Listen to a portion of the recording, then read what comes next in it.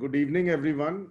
A very warm welcome to all of you, to all the panelists and the attendees to this series of webinars on Elizarov, the magical machine. Today, our topic for this webinar is we are focusing on the pediatric problems and use of Elizarov. We have panelists who are totally focused on pediatrics. So they're all famous pediatric orthopods of our region of the North Zone. We have Professor Bobby John, who is the co-chair and one of the senior most pediatric orthopedic surgeons of North India. Dr. Altaf, the magical man, is our chairperson for this course. Dr. P.N. Gupta is the moderator. And we have Professor Nirmal Raj, who is Chief of Pediatric Orthopedics in PGI, in the unit of Pediatric Orthopedics. Dr. Suresh Bhola, Dr. Ritesh Pandey from CMC Ludhiana. I, as Secretary of North Zone Orthopedic Association, extend a very warm welcome to all of you and request Dr. Vipin Tyagi from Jackson Pal to please introduce the panelists formally and then to start with the webinar. I hope you all have a great session and enjoy it.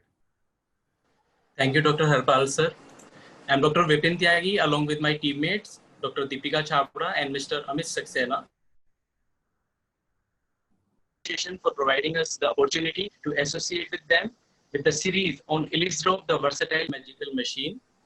A special thanks to Dr. Sanjeev Gupta, sir, President, North Zone Orthopedic Association, and Professor and Head, Postgraduate Department of Orthopedic, Government Medical College, Jammu.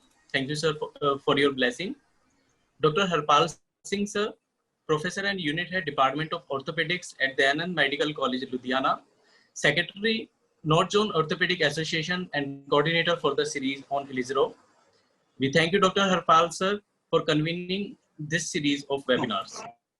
Before moving ahead for scientific session, let us briefly introduce dignitaries present today. Esteemed Chairman, Dr. Altaf Ahmed Kabusa, Professor, Department of Orthopedics, Government Medical College, Srinagar. Co-Chairman, Dr. Bobby John, Professor, Department of Orthopedics, Christian Medical College and Hospital, Ludhiana. Moderator, Dr. P.N. Gupta, Professor, Department of Orthopedics, Government Medical College and Hospital, Chandigarh. Panel members, Dr. Nirmal Raj Gopinathan, Additional Professor, Department of Orthopedics, PGI, Chandigarh. Dr. Ritesh Pandey, Associate Professor, Department of Orthopedics, Christian Medical College and Hospital, Ludhiana. Dr. Suresh Kumar Bhola, Polio Deformity Correction Center, Kurukshetra.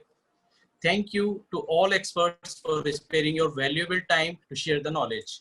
Welcome to all attendees present with us today. We bring to you kind notice that this webinar is streaming on Facebook Live. The recording will remain on Jackson Pal's YouTube channel for reference and knowledge sharing. We request all attendees to please post your queries by text in the Q&A box, which will be answered at the end of the session. Due to the time constraint, please share your questions during the webinar itself as text. I will now request Dr. Harpal Singh, sir, to kindly take over. Sir. For the nice introduction, we have our President, Honorable President, Dr. Sanjeev Gupta with us. Good evening, Dr. Harpal. Good evening. Yeah. Can you please extend a warm welcome from your side as President and declare the webinar open? I welcome the organizing team. I think I'll request Dr. P.N. Gupta to take over the proceedings and start with the webinar. So being a moderator for this, I'll start with so let's start with this case of a 9-year-old girl who had a 5-year-old healed osteomyelitis of the femur, as you can see there. Total of 30 centimeters of shortening, 24 in the femur and 6 in the tibia. And the tibial shortening was because of the disuse. The distal femur was just condyle, as you see here, with no growth plate. So we expect further shortening. The distal femur is just about 5 centimeters and of the thickness of the fibula. So this is a question to Dr. Bobby John.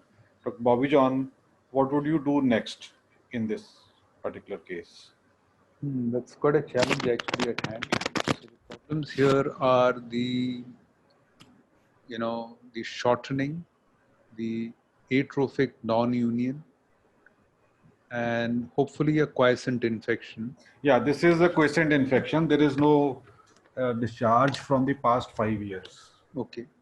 I mean, left to me, I think shortening would be lower down on my list of priorities. My primary aim would be to try and get this non-union healed first.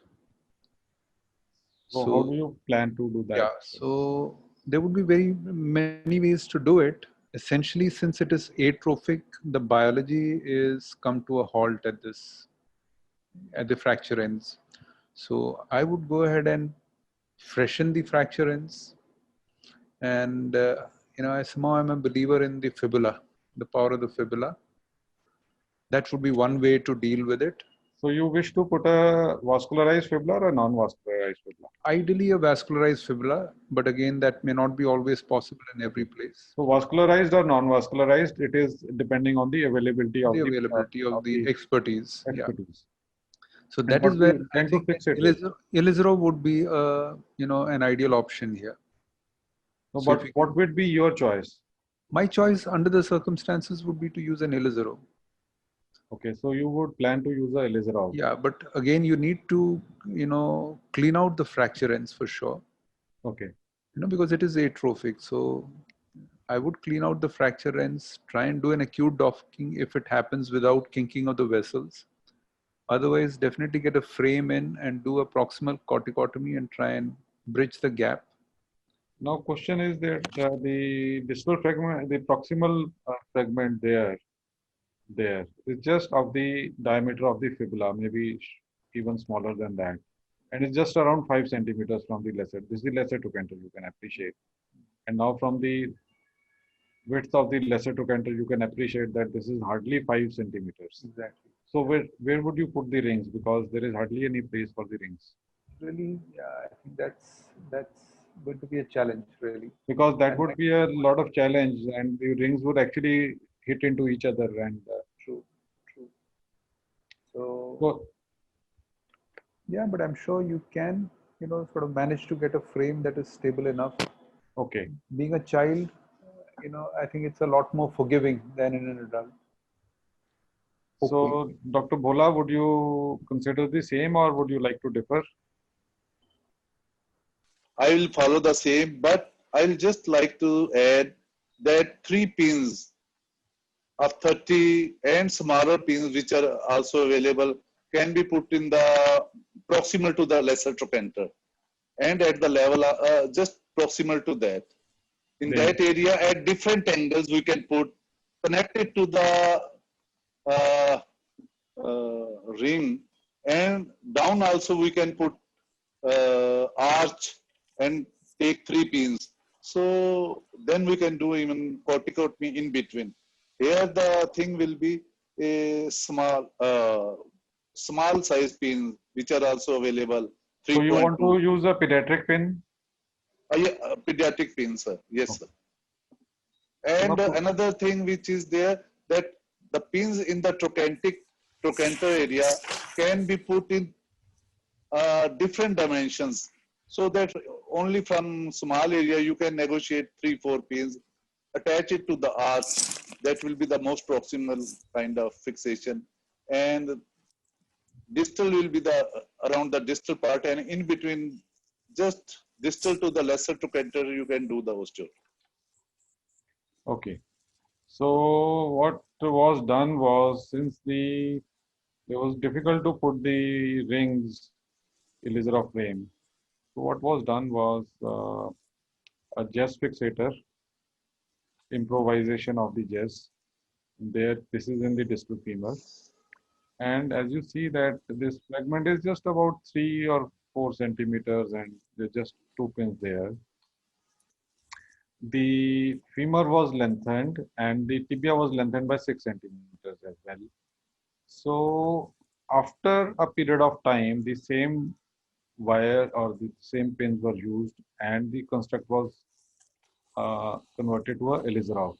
And there you can see roughly about 18 or 19 centimeters of length gain. That's the proximal pin and see the length gain. And after removal of the fixator, the distal area of non-union was actually compressed and bone grafted. I mean, it was compressed in the fixator, and eventually this was bone grafted with morcellized contralateral fibula.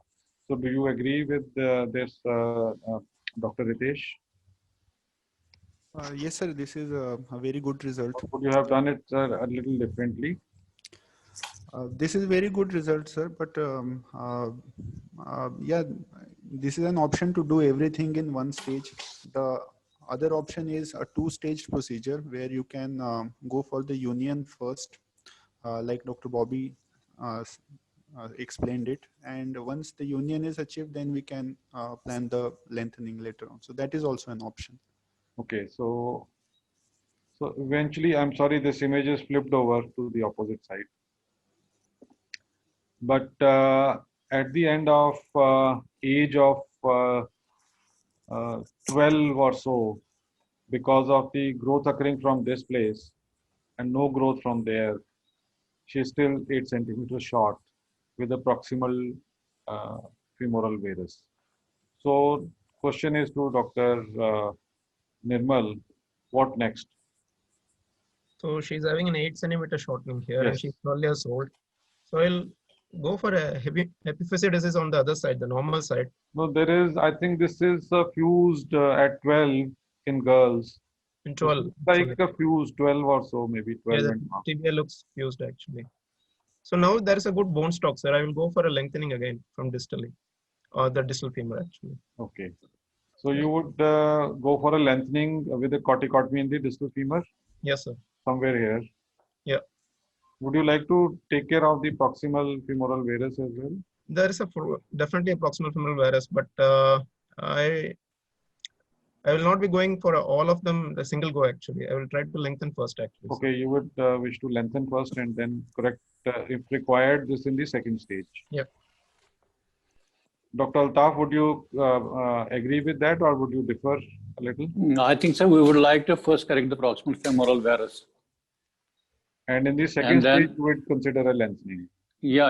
And then this can happen simultaneously also. If you are using a Ilizro, then you can proximally correct the deformity as well as you can have a distal lengthening also. So I think You may use the proximal area for correction and distally you could lengthen. Or if you feel that you have corticotomy at the proximal end, that would lead to a correction of the deformity proximally, then you can lengthen from the same side. So I think I had a telepathy with both of you, but since I did the correction of both, but since Dr. Altaf is about 700 kilometers away, some of the waves got lost in between. So I did it with the LRS. So this is what was done with the LRS, a proximal femoral varus correction or abduction osteotomy and a lengthening. And since the regenerate was taking a lot of time, so early fixator removal was done and it was plated. And so I wish to, and this is actually this function of the limb came as a bonus to this patient with full function. And this patient is now aged around 25 or 26. And this patient had a fall at the age of 23 and came with pain in this region. But fortunately, the fracture was only of the patella. And the lessons learned from this is that distraction osteogenesis is a wonderful method of reconstruction, and you can actually gain unlimited amount of bone, and especially so in children, the bone length gained can be quite a bit. So this is a case by Dr. Altaf. This is a 3-year-old child with a gap due to a diaphyseal sequestration there,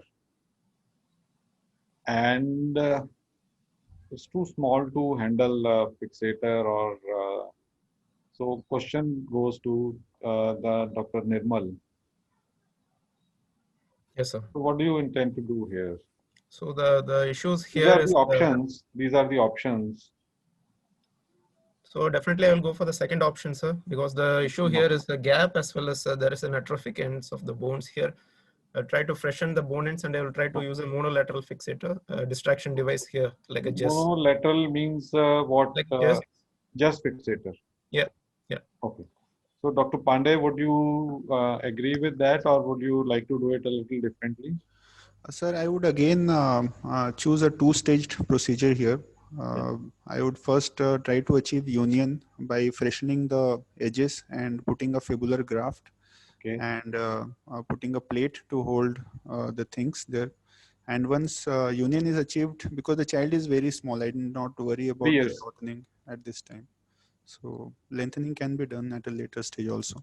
Fine. I think I'll agree to both of you. Both of the reconstruction options are there, and whatever one is comfortable with, one can do that.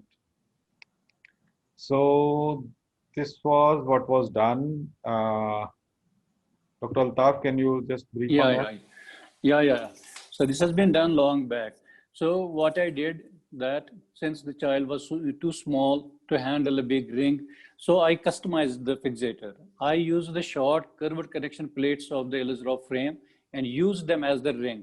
And instead of using wires, I simply used half pins, chance pins, small chance pins, pediatric size, and then freshened the atrophic area, and then threaded planned to thread it through a long wire, so that the transport could be well controlled.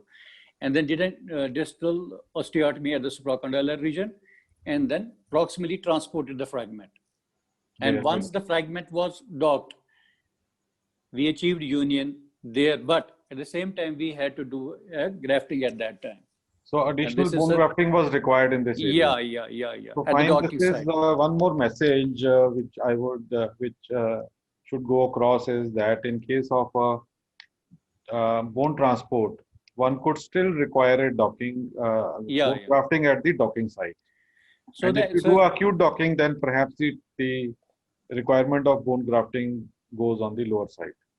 One advantage of doing this, threading it through a wire, is that no soft tissue comes in between.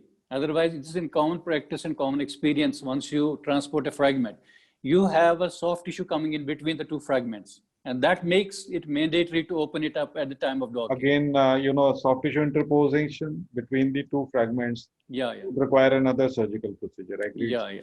So this maintains, if you are able to negotiate a wire, this maintains the alignment of the limb, and it makes transport a little easier. So the distraction zone doesn't go here and there. So the lessons learned here are the bone gaps can be managed by distraction osteogenesis in the upper limb as well. And you can achieve union even in small children, and they tolerate the fixation as well. And have better results than adults. So this is one of my cases. This girl is now 2 years old. But Bobby, what would you do? This is a healed osteomyelitis, 1 year old.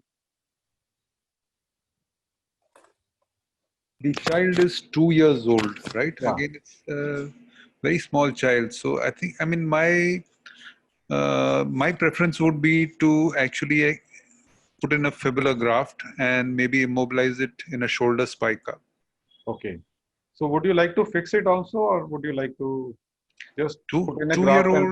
2-year-old child, I wouldn't really worry too much about putting in a plate or anything. I think a shoulder spica should take care of it.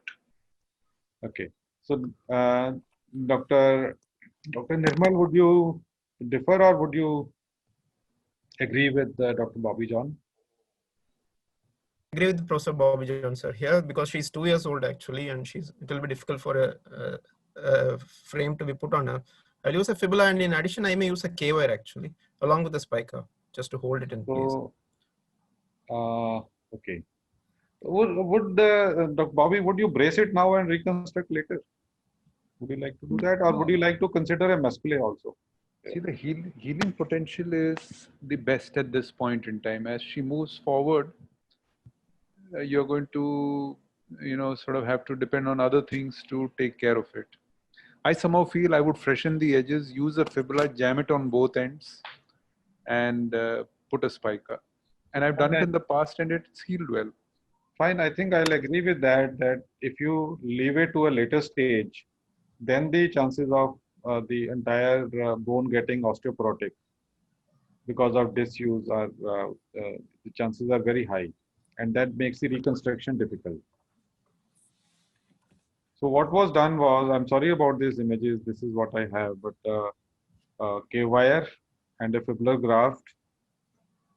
And this is 1 month post-op. But at 3 months, what happened? The distal area united. Of course, that small flake of bone there was doubtful and was removed. And the patient fractured at the original docking site there, somewhere there. So, Dr. Bobby, what would you consider next? How old is the child now? 2 years and 3 months. 2 years and 3 months. So yeah, I would go and remove all this metal work. Yeah. Freshen the edges. Yeah. And it seems to be hypertrophic, if at all. I mean, I can't really see the image. It doesn't look to be atrophic, agreed. Yeah, so there is a healing potential there.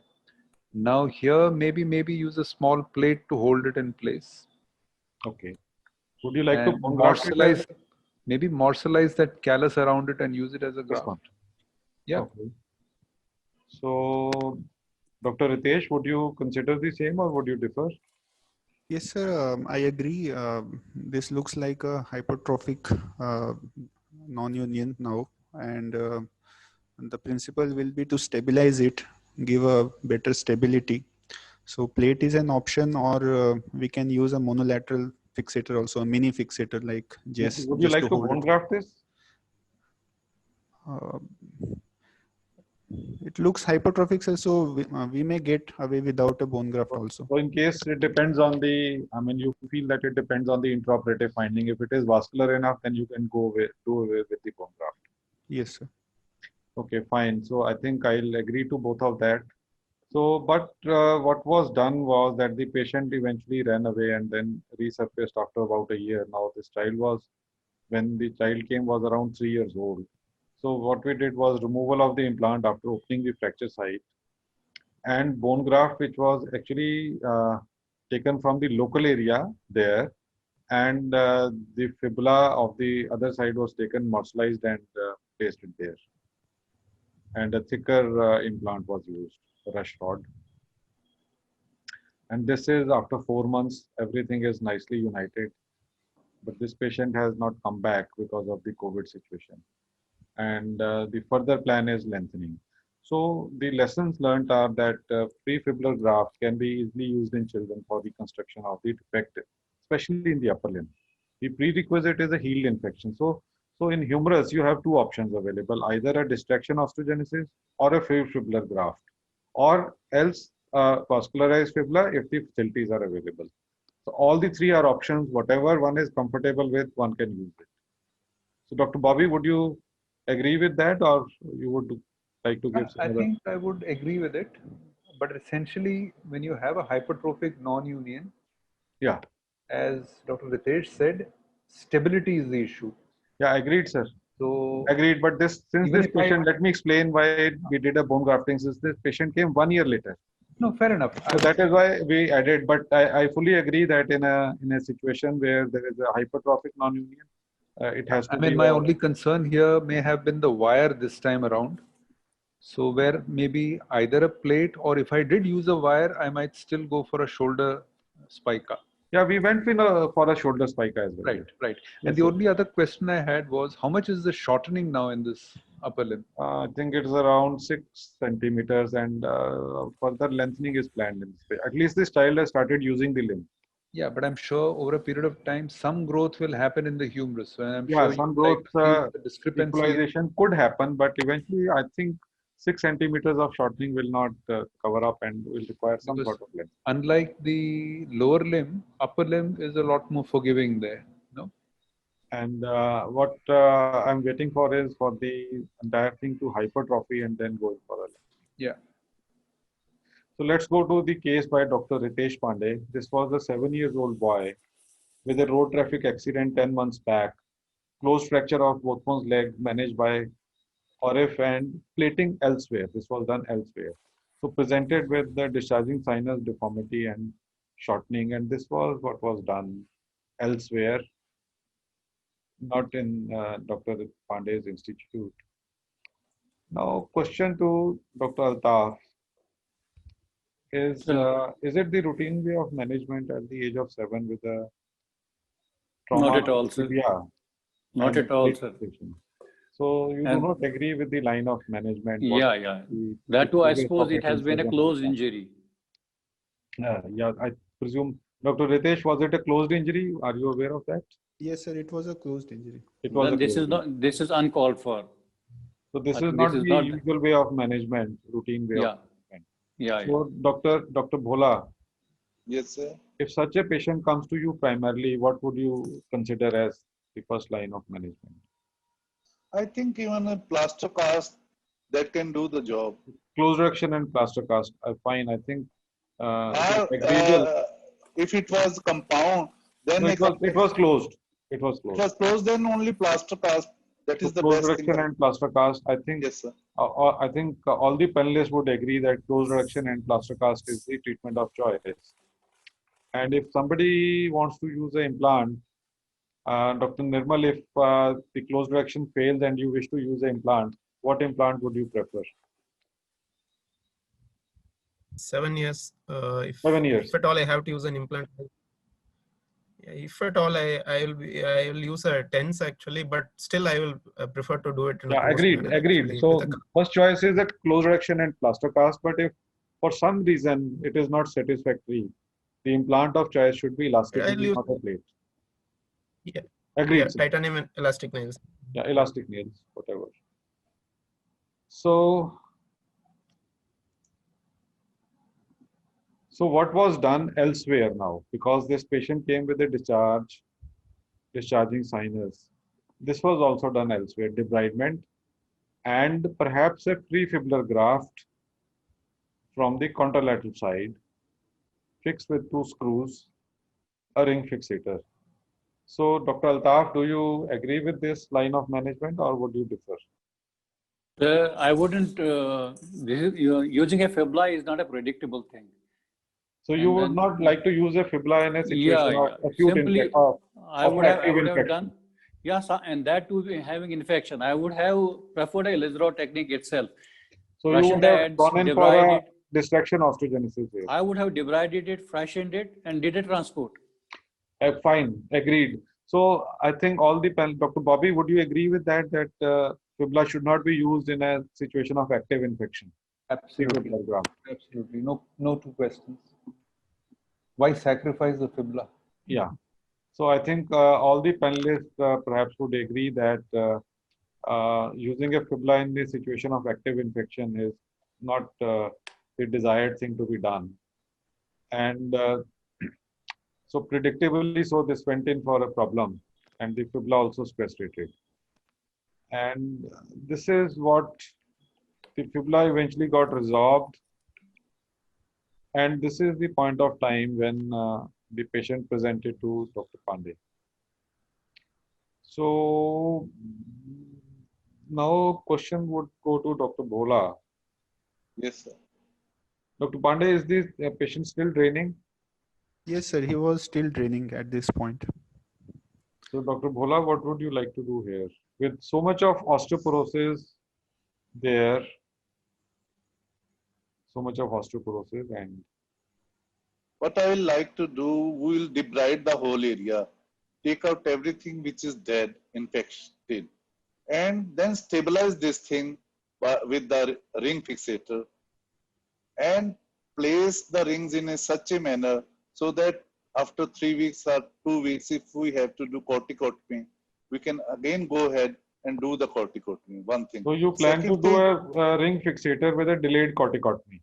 Yes, sir. And I would like to extend that fixator to the foot area as well, because the lowermost fragment is very small, And osteoporotic as well. osteoporotic. So more Yeah. number of wires they are needed. So foot will be included and ankle, Fine. foot I and think ankle I'll both. agree to that. So Dr. Pandey, I think can you take over what you did? Yes, sir. So from here, we actually managed this case in stages. The stage one was a thorough debridement. We removed all the necrotic bone and whatever the necrotic soft tissue that was appearing here. And we sent the intraoperative culture uh, as well as a biopsy at that particular time. And we started the patient on broad spectrum antibiotics. We waited for the culture report, and it showed pseudomonas, actually uncountable. So the patient was shifted and antibiotic was de-escalated according to the sensitivity report, and the wound was left open. We sent repeat cultures after 3-4 days till it became negative. And once the culture came negative, then a closure of the wound was planned. And once everything was settled, we were sure that there is no more evidence of infection.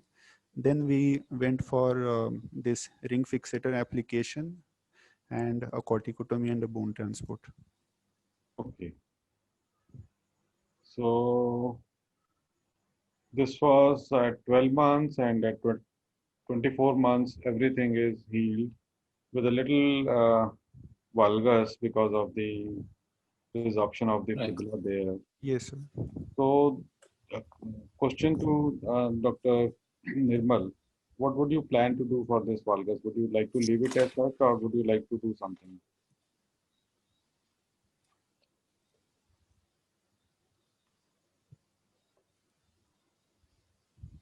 Dr. Nirmal? Sorry. I will wait for some time, let him walk on it with the shoe raise, and then I will go for a corrective osteotomy as well as distraction at a later stage, sir, for correction of the. So depending on the length discrepancy, you would consider a corrective osteotomy with a lengthening as the regenerate hypertrophies. Yeah. Fine, I think that's perfectly agreeable. So this is a good result in a badly infected case using Ilizarov. So this is the case by Dr. Nirmal Raj. Dr. Nirmal, can you just take over? Yes, sir. Yeah, she is a 15-year-old female who presented to us with a proximal tibial pathological fracture with a non-union and a progressive deformation, actually. She had a necrotizing fasciitis with an osteomyelitis and had a poor skin condition. She underwent multiple surgeries for that and had a flap coverage for the poor skin condition, actually. Now the issues are she has a gross varus angulation of the proximal tibia along with significant shortening, actually, and she has a difficulty in walking, in ambulation.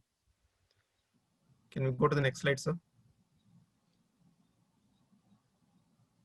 So this is the clinical appearance. This is a non-weight bearing image, actually, and you can see that there is a flap that is covering the proximal leg and the gross deformation here. But the point is she had a good knee range of motion, actually. She was able to flex the knee past 90 degrees, actually, which was a very good point. Showing there. Yeah. Despite the poor bone condition, actually. So now, so we have to ask what will be the line of management from here, actually. So what should be the plan of action, Dr. Altaf? Yeah, sir.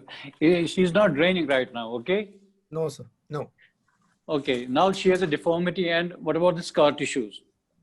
So she has a flap being done, and the flap is adherent to the bone on the over the fibula, actually. The tibial part is well covered, actually. Okay, and she has a frank non-union also. Yeah. So I would like to, sir, do it with the Ilizarov. So what I could do, I would open up the fracture side, non-union side, freshen it, and then do a fiblectomy distally, and then put in a ring. Then depending upon the condition of the soft tissue, if I'm comfortable doing it. What is the condition of soft tissue? Yeah. If it is okay, sir, then I would like to. So this is in front of you, Dr. Altaf. Yeah. The soft tissues are in front of you, chair. There are different to the looking at the patient live as well on the photograph Okay. is different, sir. Yeah, so if the soft tissues are good enough, then I would like to primarily dock it, freshen it, dock it, of course, after doing a fibulectomy distally, and then put in a ring. Then at the same time, I could do a distal lengthening as well. Okay. So this was what was done. So a ring there, and a distal corticotomy. So, Dr. Bobby, do you agree with this line of management? Essentially, yes, because the whole idea is to, correct your mechanical axis. Yeah. And yeah, I mean, I would have freshened it, done a dome osteotomy actually, which would be easier to correct both. Dome osteotomy, which area? At the same level, at the same This level. one? Yeah. No, but this is already in non-union. Yeah, so I would freshen it and make it a dome. Okay. So that I can rotate and correct both the coronal and the sagittal plane deformities, getting my mechanical axis correct. Okay. And aim at compression for union. Okay. And then, as he has done, maybe a little more distal corticotomy and lengthen. Yeah. Corticotomy could be more in the metadiaphyseal junction. Yeah. Yeah. Agreed. Go past the ankle into the foot to stabilize it. But since this was a child, everything went on well. And this is the end result. This is the patient nicely united from this to this and with full function. Dr. Altaf, you have, do you agree with this line of management? This is fine, sir. This is a more than an acceptable result, except for some procurvatum proximally. So, yeah, I think Dr. Nirmal would be able to tell us better whether there is procurvatum or this X-ray appears to have been taken in flexion. Yeah, clinically she is not having a significant procurvatum actually. So this X-ray was might have been taken in a little bit flexion actually. Yeah. So I am satisfied with the alignment. Just give me a moment. Just give me a moment.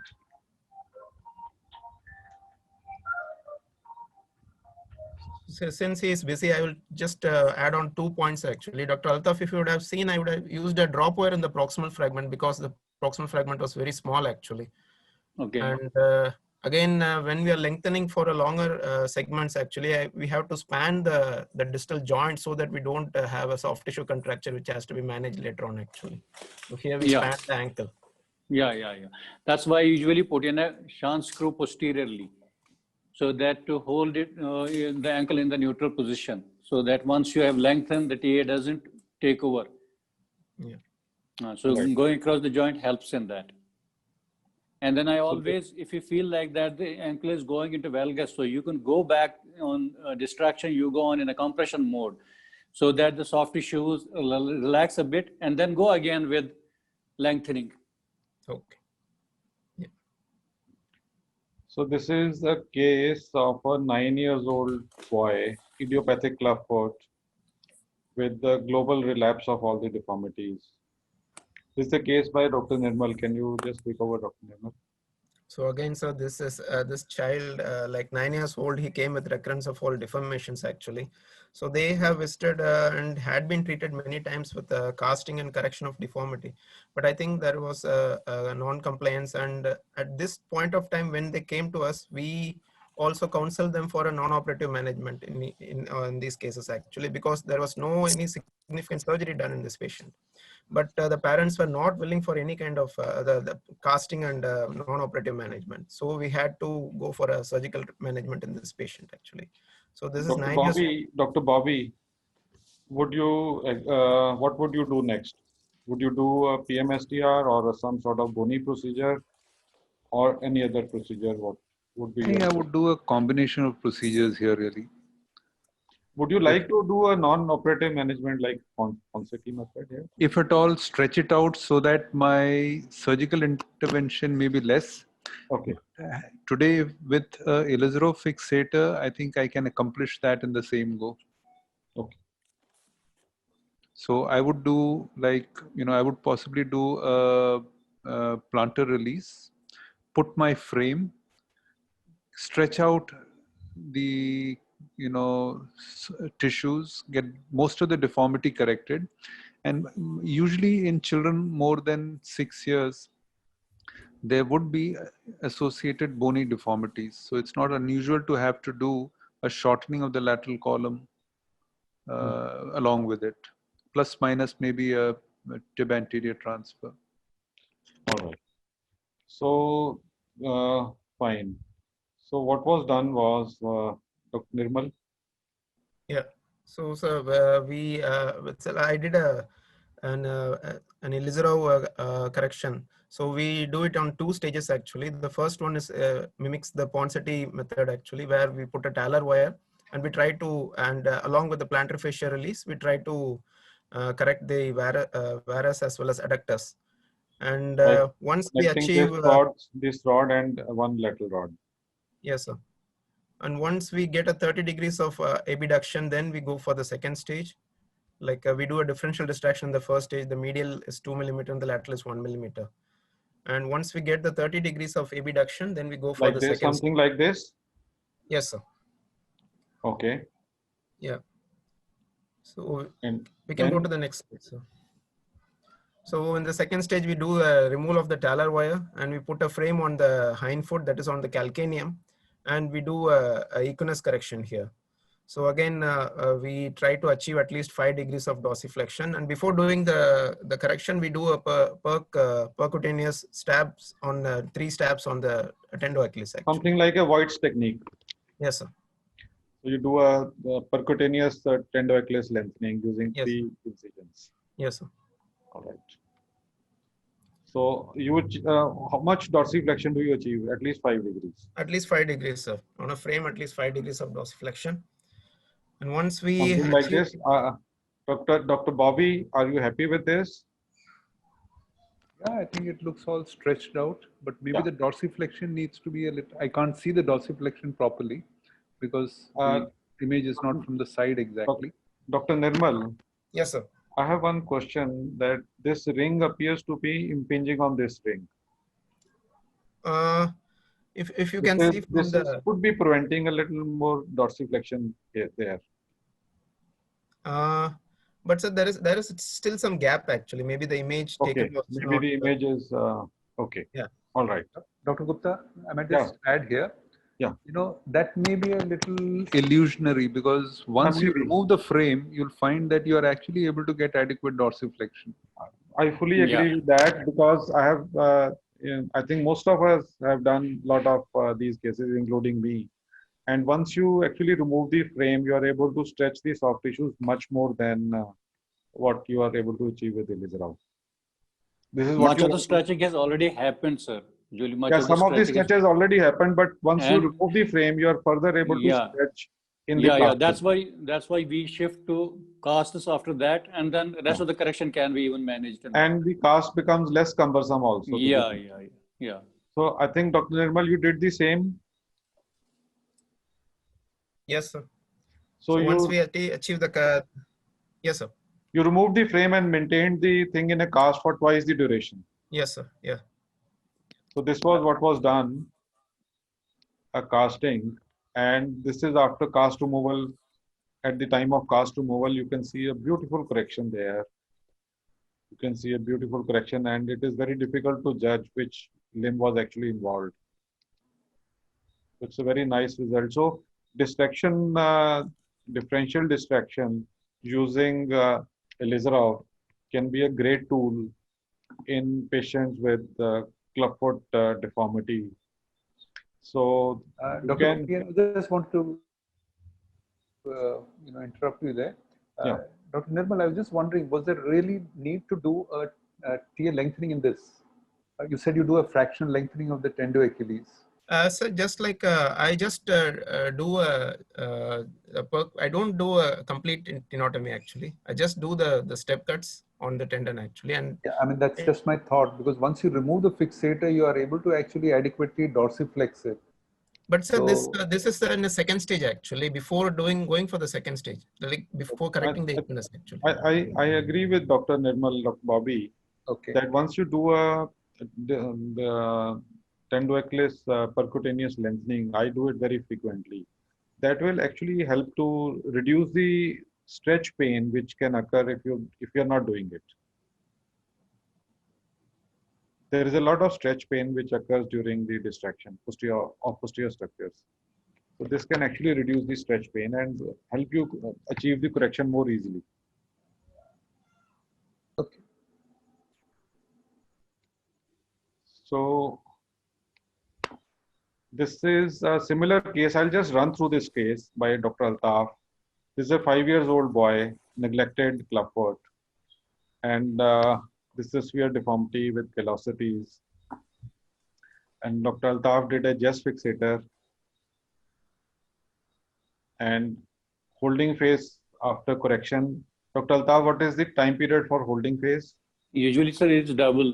Double. Once you have achieved, Again, I think Yeah, all of us agree that the holding phase should be double the time required for distraction. yeah. So same thing with Jess, same thing with Elizarov. And this is the final correction. I think you can hardly make out.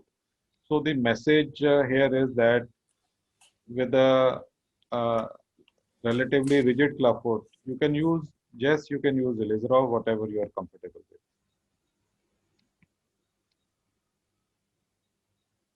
So this is the case by Dr. Suresh Pola.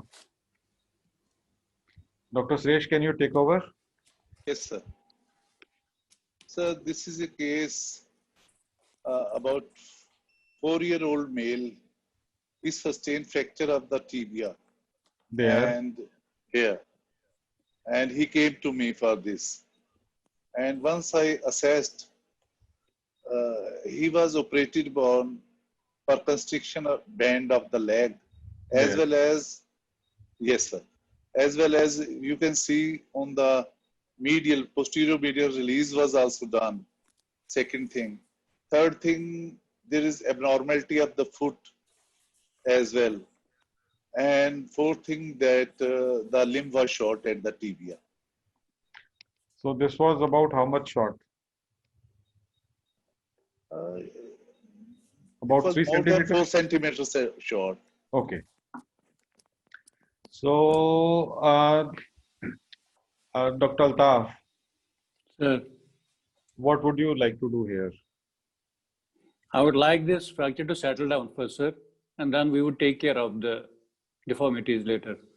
So you would like to do a close reduction and casting and then do reconstruction of the shortening and the foot deformity later. Dr. Pandey, Dr. Ritesh? Yes, sir. Do you agree with that, or would you like to do it a little differently?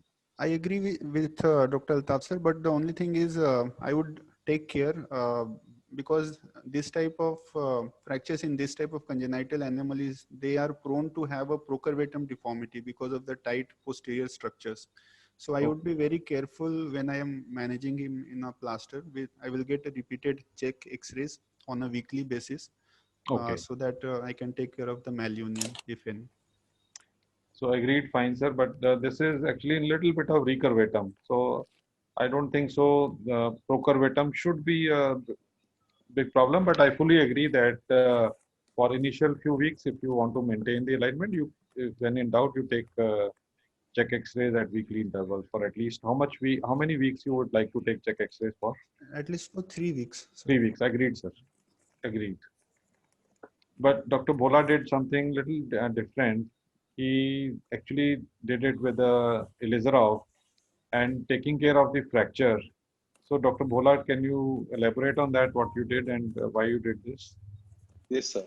The point was, once he presented to me with fracture, whenever a patient comes with fracture and is also having some deformities which can be settled, I usually tackle both.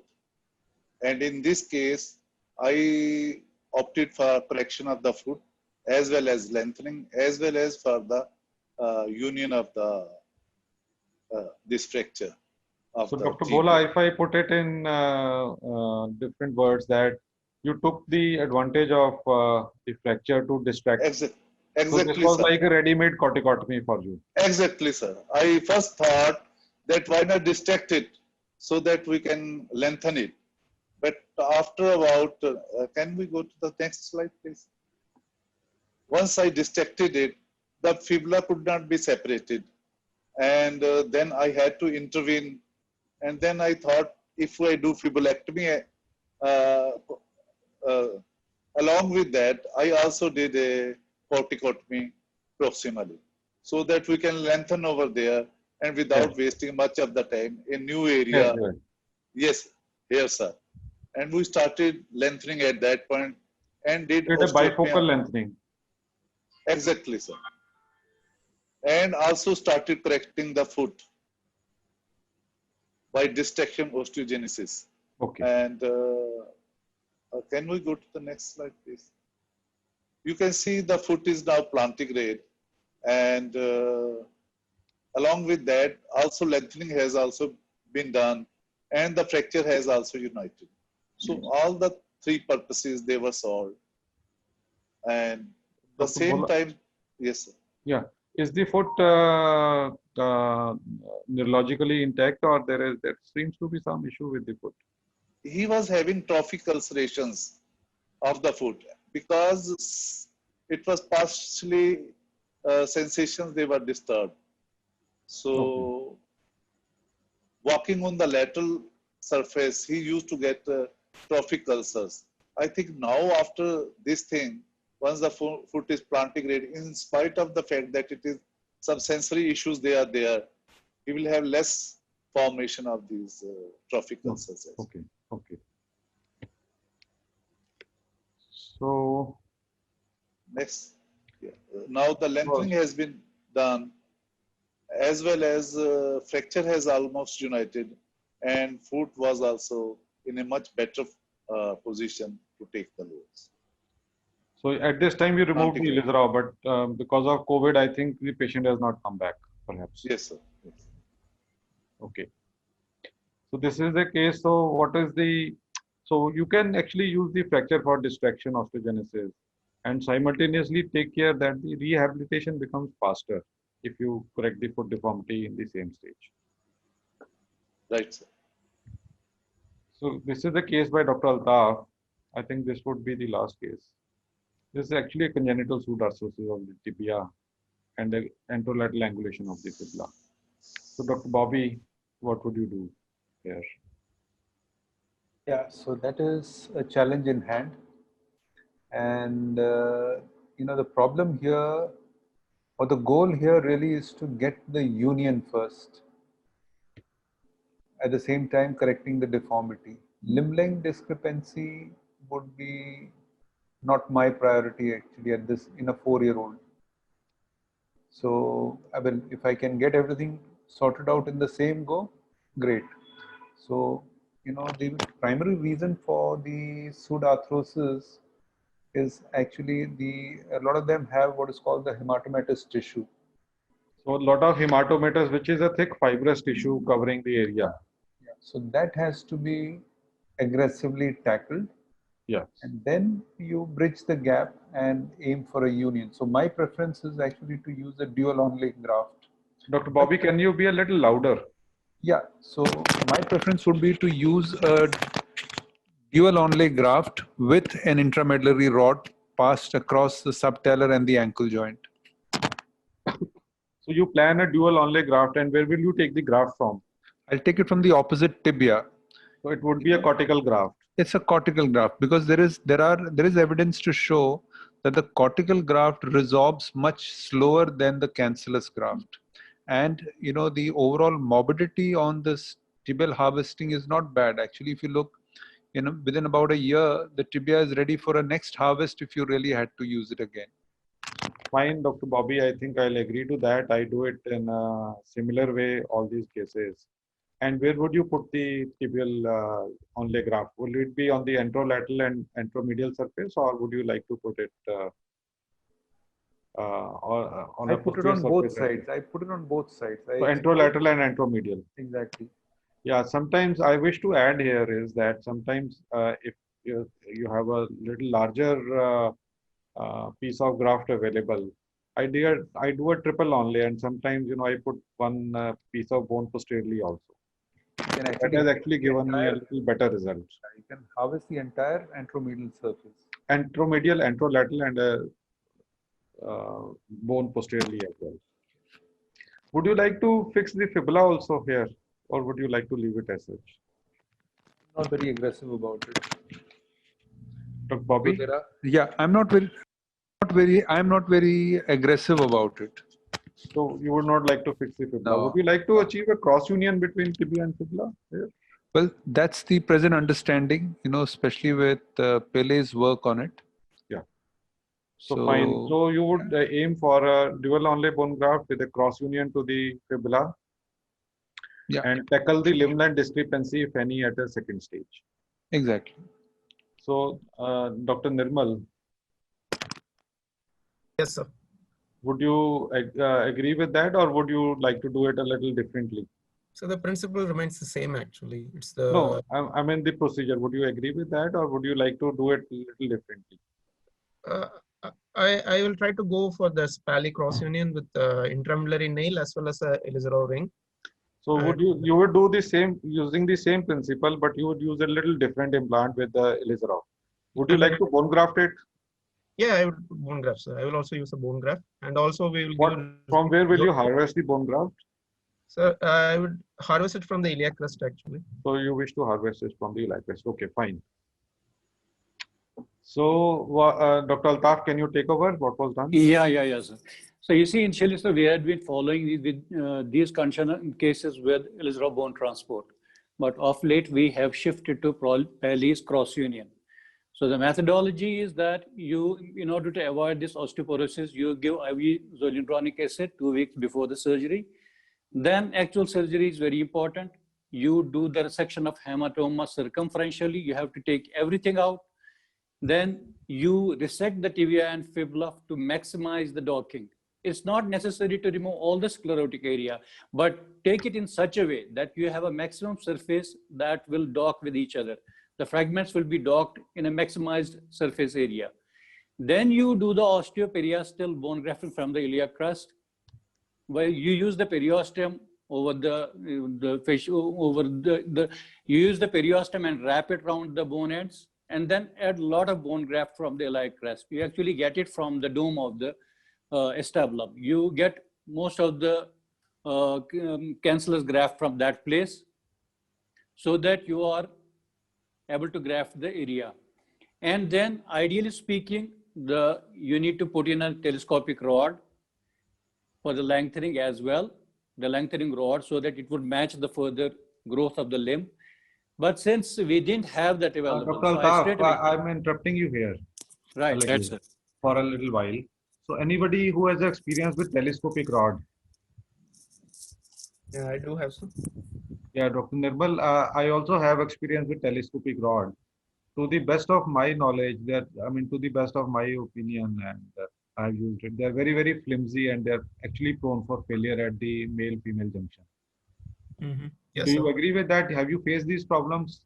Yes, sir. Yeah, they actually now, the rods available are very flimsy, and even they bend actually on weight. They bend, yeah, agreed.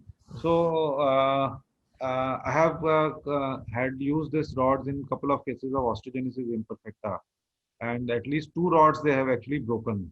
So I'm not very comfortable with the currently available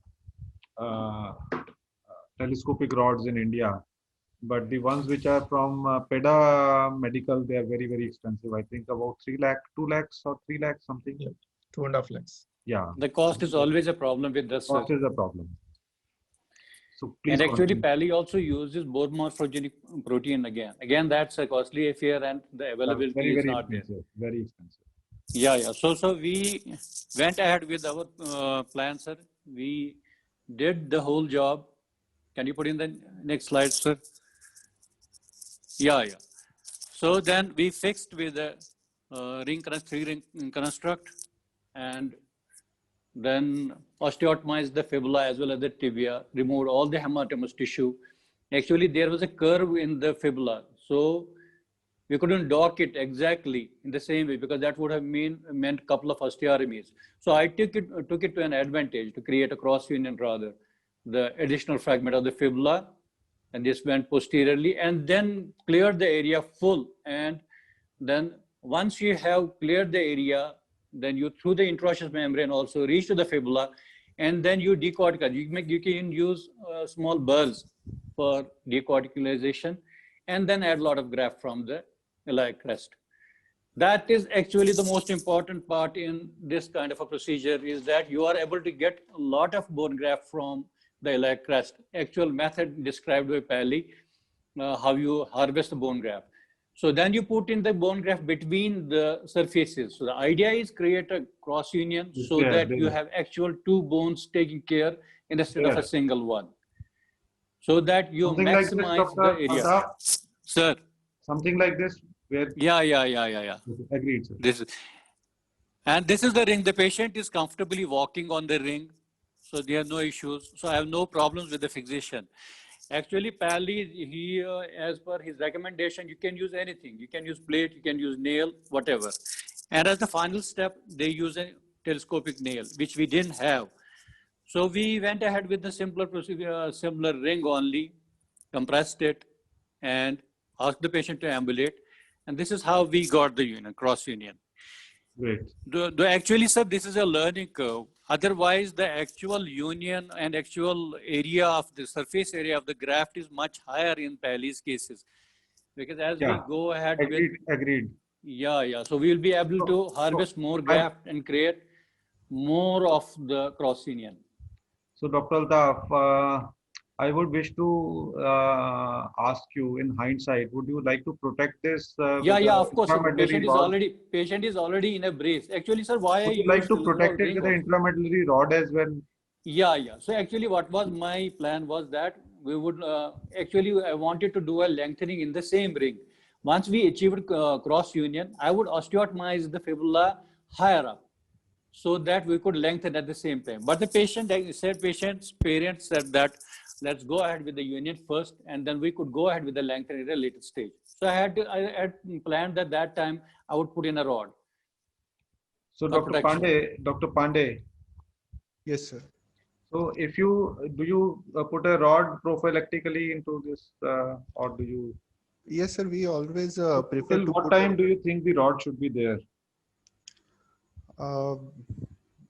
Maybe, sir. Till what time would you retain the rod? So till adolescence, agreed, sir. Till skeletal maturity, I think the rod should be retained. And do you give external support as well? Yeah, ideally we should protect her in a splint. That should be like a polythene molded PTB brace, something like that. Yeah, external as well as internal splintage both. Great. So I may add a point here. Yeah, I would have liked not to leave any kind of a bulb. Like you see, we have some bulb there.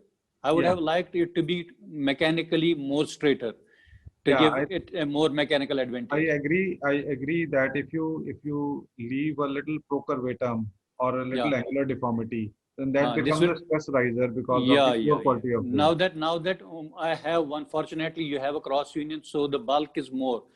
So actually the area of union is more. But still I would have preferred to have a straighter one, so that biomechanically it will create more strength in the future bone. So agreed. So the principles of management remain that you achieve a straight bone, you achieve a union, you protect the union with both internal splintage with an intramedullary rod and the external PTB polythene molded brace. Yeah. So I think we end the presentations here, and we go in with the questions.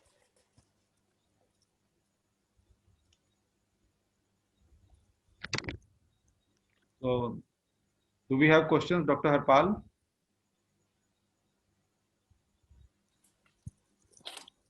Yeah, let me have a look. What are the...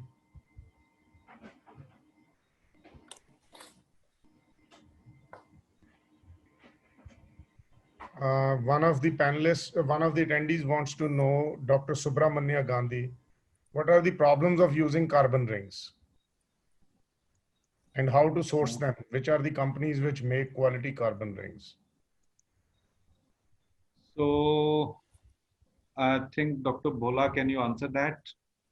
Yes, sir. The carbon rings, they are Pitker people, they are making it. I think there is one, and maybe many other companies are also making. Yeah. The problem with this is once I made the frame with and autoclaved it, and once I tensioned the wire, there appeared cracks in that carbon ring. So since then, I am not using carbon ring, or if I am using carbon ring, I am using Schwann pins along with it. I do not feel comfortable by tensioning any kind of wires on the carbon ring because that sometimes create cracks and jeopardize your whole fixation. Dr. Pandey, would you But I like to think add anything? Dr. Pandey? Yes, sir.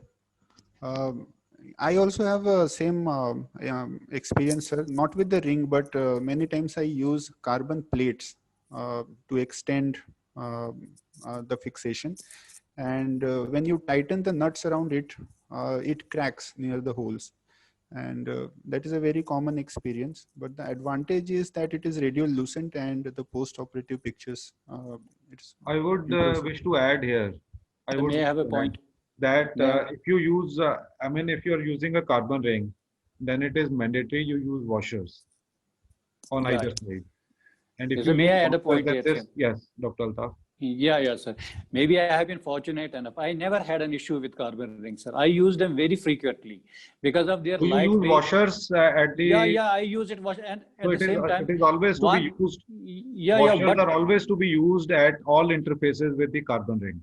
yeah, but and at the same time, sir, one has to be very delicate with the tensioning. Once you use dynametric wire tensioner, then you know how much tension you are going to give on a carbon ring. And the biggest advantage is lightweight, and especially in case of periodicular areas, it is radiolucent, and so you don't have any difficulties. Especially once I used intraarticular fractures like plateau fractures, so you get to know what is the contour of the plateau, which is not possible in a steel ring. Agreed, sir. The only thing is that cost is much higher than steel Cost ring, is much higher, yeah. and they may not be reusable because of they can break. Yeah. Steel rings are easily reusable. Yeah.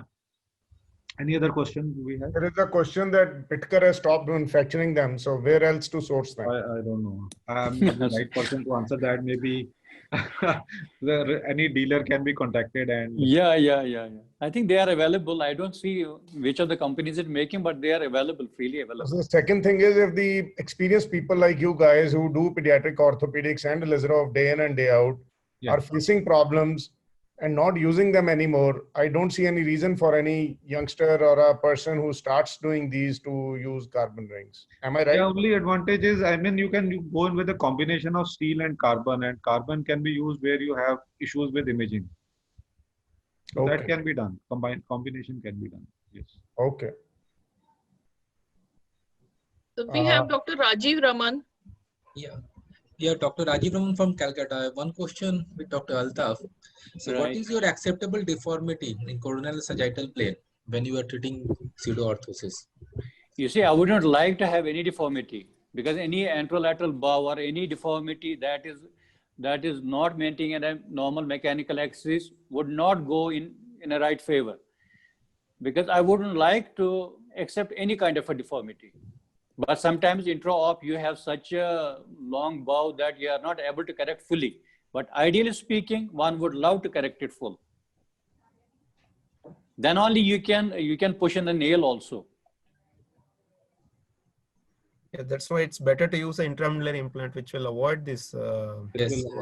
So, actually, Dr. Nirmal, this didn't happen because of this lack of the nail. It was intra-op only, because the fibula was too much curved. If you can see the pre-op X-ray, there was too much of a band in the fibula. Correcting full would mean lot of resection, and that would have meant a lot of shortening of the limb. That's why I accept it at some level. it's a great result, sir. Nothing about that case, actually. Thank you. The results was quite good. Yeah. Do we have any other question?